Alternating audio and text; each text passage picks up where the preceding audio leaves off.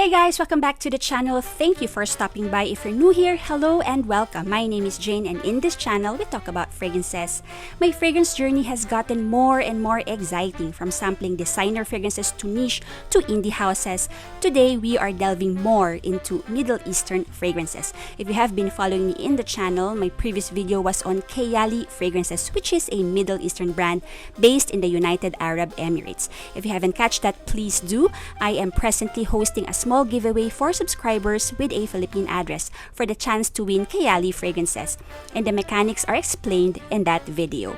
But before we get to the fragrances, I would like to give a very big shout out to lovely Leonella, who's very kindly sent these perfumes over all the way from the United Arab Emirates. I have 2 full bottles and 3 decants of some of the more popular and well-known Middle Eastern fragrances to share with you today.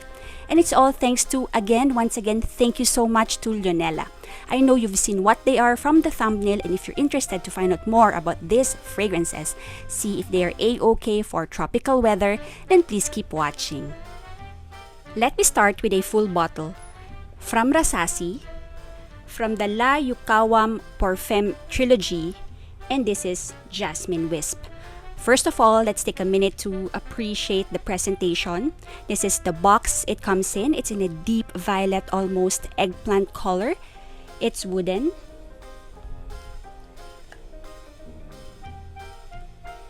And it's magnetized, so when you replace it, it clicks back into place.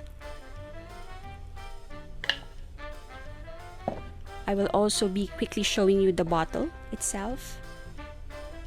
So the cap is wooden. And it comes in a frosted semi-transparent glass in the same deep violet eggplant color. You can see the level of the juice inside, but I don't think you can see it from the camera. Alright, so this perfume pays homage to the famed Middle Eastern tradition of elegant, intoxicating, fragrant trail. This was launched in 2016 as a floral, fruity gourmand fragrance for women. The note breakdown has tons of fruits in it, as expected. There's mandarin orange, grapefruit, lemon, passion fruit, pear, and peach. There's also some coconut and white flowers in there, as well as vanilla, tonka, and amber. This is a fruity fragrance, but not your typical juicy, fruity fresh type. This is more dried, candied, sweetened fruit smell. And among all the fruits in there, what stands out to me are the mandarin orange, the passion fruit, and pear. I hardly get any florals here. It's like the fruits are sitting on a bed of warm amber, sweet vanilla, and tonka. There's some creaminess to this, possibly from the coconut, but to me, the coconut accord is not too in your face. I honestly have to look for it to smell it. This definitely is not your beachy or your tropical type scent. And because this is somewhat base heavy, this to me is more of a nighttime or cooler weather perfume. Although I got away wearing this on a cloudy day in Philippine weather. This is potent and could be cloying when oversprayed and in enclosed spaces. You do not need a lot of sprays. 5 sprays were all I needed and lasted me the whole day. The sillage is strong even at the 8th hour mark, and you leave a wonderful trail behind. You have to experiment on the amount of sprays you need to make this perfume work for you. I can see this worn every day and as a special occasion fragrance, including date nights. Maybe not on a first date, especially if this is new to your collection. Subsequent dates maybe. This to me is perfect for women of any age. I think anyone will enjoy wearing this. This doesn't scream too juvenile or mature. My younger sister loves this a lot. In fact, I have decanted half of this bottle to her. I love this fragrance too, and I receive compliments while wearing this. This fragrance is frequently compared to Tiziana Terenzi's Kirke, which I've unfortunately never tried, and also to Serjop's Erba Pura, which I happen to have a sample of. The opening of Erba Pura is definitely fresher and brighter and more airy than Jasmine Wisp. But yes, although they do not smell identical, one might remind you of the other. I will not say they are dupes though, but while Erba Pura is very unisex smelling and this one will sometimes go into a masculine direction towards the dry down, Jasmine Wisp is definitely feminine from start to end. The syrupy sweetness in here plus the tonka makes this very feminine as opposed to Erba Pura, which is more musky, less ambery sweet, and doesn't have tonka bean at all. This fragrance is not for everyone, especially if you live in similar climates like me.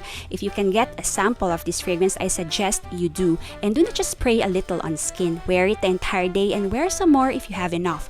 This was a blind buy for me, but because I enjoyed Erba Pura, I knew I will get along well with this fragrance. For reference, my sister is quite picky with her fragrances. She likes lighter, airy, not too in-your-face kind of fragrances with just a little bit of sweetness in them. And this, she likes very much. That's why I ended up decanting about half of this for her. So, Paulina Shar made me buy this. I thought I'd mention that, and she isn't lying when she said this is a gem. I personally think so too. Affordable in my opinion and very much niche quality. That's Jasmine Wisp by Rasasi. Next up are fragrances from Swiss Arabian. I have two and both of them I have decants of. Casablanca. This wasn't part of the package from the UAE, but I am including it here because it's a Middle Eastern fragrance. I purchased this decant myself because of a viewer recommendation. It was suggested as a good rainy day fragrance and I just have to try it. I will, by the way, link the Shopee store I bought this from in the description. Casablanca, this perfume was inspired by the breathtaking city that rises from the desert sands of its heritage. Casablanca is a port city in western Morocco with French colonial influences. This fragrance intends to capture the abundance, the richness, and the grandeur of the city. This perfume is definitely a feminine fragrance. This opens up with fruity nuances from accords of apples and grapes. The heart has white woods, patchouli, and iris. Base notes are caramel, amber, suede, musk, and Peru balsam. This is syrupy sweet and rich and definitely a cooler weather fragrance or for nighttime wear locally. There is some freshness about it from the fruits, but it's not airy or light enough for warm days or daytime tropical weather. This is one of those fragrances that flourishes in the cold. There is a time and a place for this fragrance. I think the heat and the humidity will destroy the beauty of this perfume, or worse, be mistaken for a bad perfume when worn in this climate. This I have very limited wear for local weather as we are hot and humid around almost year-round. But I am excited to wear this in cooler environments when we are allowed to travel. I love smelling this on paper, but a little hesitant to wear on skin at the moment. I will be testing this out again during the upcoming cooler November and December nights. That's Casablanca by Swiss Arabian. The other Swiss Arabian perfume sample I was sent is Gharaam. First and foremost, the actual bottle is beautiful. I will insert a photo of the actual bottle in this video. Gharaam translates to infatuation and attempts to embody the thrilling first steps to love. This came out in 2019 and has notes of saffron and jasmine on top. Middle note is amber, base notes are fir and cedar. True to Middle Eastern style fragrance, this is deep, thick and rich, very sweet, ambery, resinous and woody. Frequently called a dupe of Baccarat Rouge 540. Smelling this off the nozzle, I kinda get that as well. I have a funny story with this perfume. I wore this to work on a cloudy day thinking that it's relatively safe to do so. I made a quick stop to the bank probably around an hour after I sprayed this on. And as I was sorting out my transaction, the bank teller stopped, stood up and said, "May nagyosi? Parang amoy yosi." Amoy yosi eh. The smell of cigar must have triggered an alarm in her head because, well, it's a bank. Please do note that because of COVID restrictions, I was the only person in her tiny cubicle and the next cubicle was totally empty. I was super positive it was none other than me, or at least it was Gharaam, which I sprayed all over my clothes, and in pure humiliation, I did not proceed with my transaction and made a beeline for the door. What was worse was I was headed to the clinic. I can't smell like Yossi or cigarette, so I almost bathed myself in alcohol to mask the smell. I scrubbed my arms like 5 times and wore level 4 PPE, even if it's not required, just to mask the cigarette smell. I have never been thankful for the face mask requirement of COVID-19 as I totally reeked of stale cigarette smoke. Anyway, one thing to say about this perfume is that this is really long lasting and as you can see has excellent projection and sillage. People can smell this through their masks. Well, it was not an advantage in my situation. I have nothing else to say except that whatever you smell off the nozzle isn't the dry down. This on me is pretty much cigarette smoke smell. It's not even a pleasant tobacco scent. It's literally stale cigarette smell. Please do not blind buy this perfume, and I highly recommend to do a wear test, men and women alike, just to make sure this works well with your chemistry. Also, do not overspray when testing. And in all fairness to Baccarat Rouge 540, this is not a dupe to me. So that's Swiss Arabian Gharaam. Next sample I have is Abiyedh Rouge by Lataffa. Is said to be another Baccarat Rouge 540 smell-alike. This came out in 2016. Top notes are nashi pear, kumquat, and bergamot. Middle notes are geranium, cardamom, and coriander. Base notes are ambergris, suede, and Tahitian vetiver.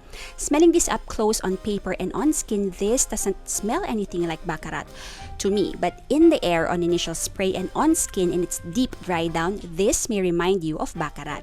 This has a fresh, airy opening. I wouldn't say fruity or citrusy, but this is airy, fluffy, and a little sweet.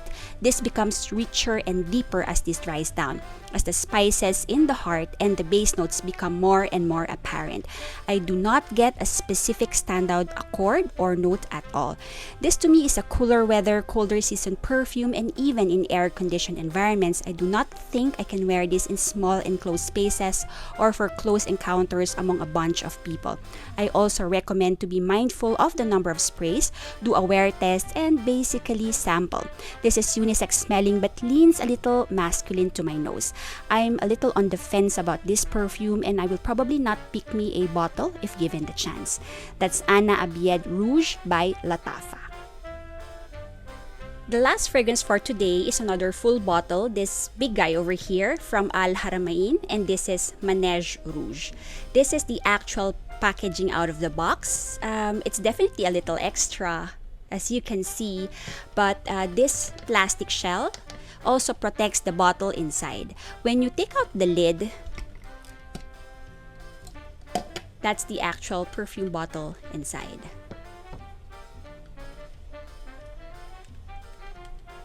Comes out like this, and the part with the dangling small balls is in fact the cap. Manège Rouge is a female-targeted fragrance which came out in 2019. This has notes of saffron, orange, and jasmine on top. Middle notes are cotton candy and caramel. Base notes are oak moss and amber. Again, this is a well-known dupe of Baccarat Rouge 540, and this to me smells closer to the extrait de parfum concentration, which is the more feminine smelling of the two.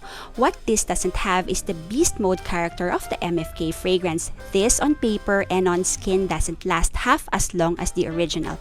Projections about moderate when newly sprayed, not much scent bubble remains after an hour or two. You definitely have to respray this. This is like a sort of a watered down version of the Baccarat 540 extrait.